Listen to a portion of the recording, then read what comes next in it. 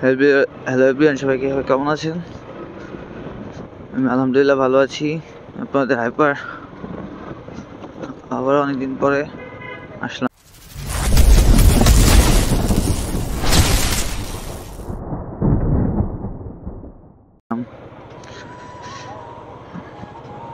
তো আজ প্যারার ভিতরে গেল দিন। অফিস থেকে বেরোলাম, বাসে যাচ্ছি। বাসে যাবো না, বলতে চা খাবো, বসে যাবো, মন মেজাজ ভালো না। তো এই আর কি আমার অবস্থা। তো সবাই কেমন আছেন কমেন্ট বক্সে জানাবেন। আলহামদুলিল্লাহ চলে দিনকাল, গরিব মানুষের মতো চলতেছে। তো আজকে যেটা বলবো চাকরি নিয়ে আপনার কথা বলবো আজকে। যে ভাই টাকা থাকলে ভাই ব্যবসা করবেন, অফুরন্ত টাকা থাকলে আরো ব্যবসা করবেন, বাট চাকরি কেউ করেন না। ইনসাল্ট, অপমান কত লেভেলের মানুষ শুনতে হয়। যা চাকরি করে তার ম্যানেজমেন্ট সুপারভাইজারের কথা শুনলে নিজের গা শিশিরায়। দিন শেষে কোনো কিছু রিপিট অ্যান্সার দিতে পারি না। জাস্ট চাকরি বেলা মানুষ পড়ে থাকে বা টাকা আর্নিং এর জন্য। বাট আমার সামর্থ্য তো আমি চাকরি ছেড়ে ব্যবসায় ঢুকতাম, বাট এতটুকু আর্ন নাই এখনো, যেটা যে ব্যবসা প্রতিষ্ঠান দেওয়ার একটা অ্যাবিলিটি এখনো তৈরি হয় না। আপনাদের দোয়ায় যদি হয়, বাট ব্যবসা আমার কাছে ফার বেটার ফর চাকরি। চাকরিতে যেসব মানুষ কথা বলে, ম্যানেজমেন্ট লেভেল, হায়ার লেভেল মানুষ এমনভাবে কথা বলে, এটাগুলো নিয়ে নেওয়ার মতো না।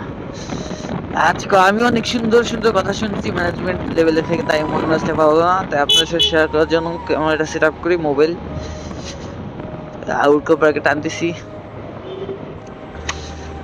দিন শেষে বিজনেস করেন ভাই, বিজনেস করেন। আমাদের চাকরিতে ভ্যালু নাই। ফাউ কামে মানুষের কথা শুনবেন, আমার তো মাথা পাগলের মতো কথা শুনে টানবেন গাড়ি। দিন শেষে অ্যাক্সিডেন্ট করবেন, তো চাকরিও নাই, ব্যবসাও নাই, আপনি নিজেও নাই। তাই বলি যে জব থেকে ফার বেটার বিজনেস। একটা চায়ের দোকান দেন, চা বানান ভাই, সেলফ রেসপেক্টটা মারে বাপ। নিজে পেট বাঁচলে দুনিয়া সবার আগে। আমার নর্মালি চায়ের দোকানে নেগোসিয়েট করি, বা চায়ের দোকান কোনো ব্যবসা হলেও দিন শেষে দেন একটা চায়ের দোকানের বিজনেস আপনার থেকেও বেশি, আপনার স্যালারি থেকেও বেশি।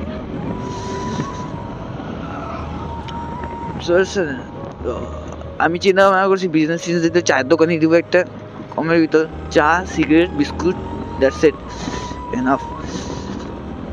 আগে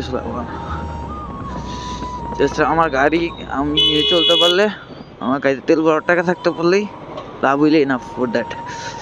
শিক্ষিত লাভ কি ভাই? যদি এখন হচ্ছে অনার্স পুরো ভালো যদি জবই না পাই, তাহলে আর এই পড়াশোনাটা কোনো কাম নেই।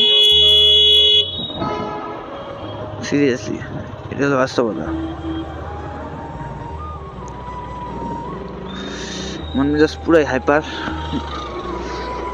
যে আপনার আমার কাছে লিটারলি আমি যে জবটা করি, আমার যে এখন অপশন থাকতো আমি জব সুইচ করতাম। বাট এখন হচ্ছে, আগে একটা সময় ছিল যে সময়টা হচ্ছে টাকা না হলেও চলতো। যখন জবে ঢুকি তখন হচ্ছে শখে শখে জবে ঢুকি, বা আত্মচর্যা হচ্ছে জবে ঢুকে যখন টাকা আর্ন করি তখন ভালো লাগে। এই সামনে ইটার গাড়ি, এগুলো থেকে সেফ ভাবে চালাবেন সবাই, রিস্কি। যখন ইনকাম করি প্রথম এভাবে খুব ভালো লাগতো, পকেট গরম, ও স্বাধীন।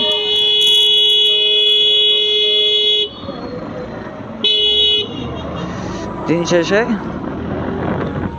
ইনকাম, এখন বুঝি যে ইনকাম করা মজা কতটুকু।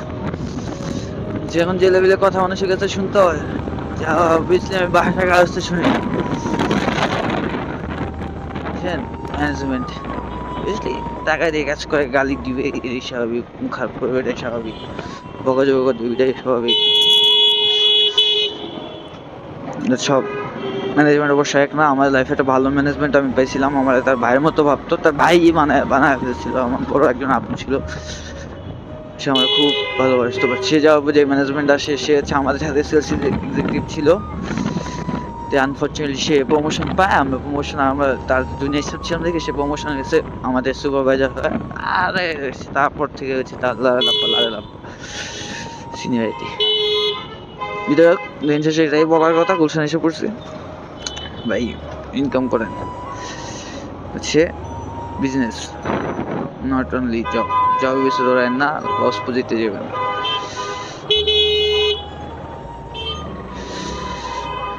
এই জব করে গাড়ি চালানো বা গাড়ি মেনটেন করা হেভি পেন। বিজনেস করবেন, আজকে লস কালকে লস, 3 দিন ইনশাল্লাহ আল্লাহ তাআলা আপনার লাভ দিবি, এটা স্বাভাবিক, প্রাণীতে নেই।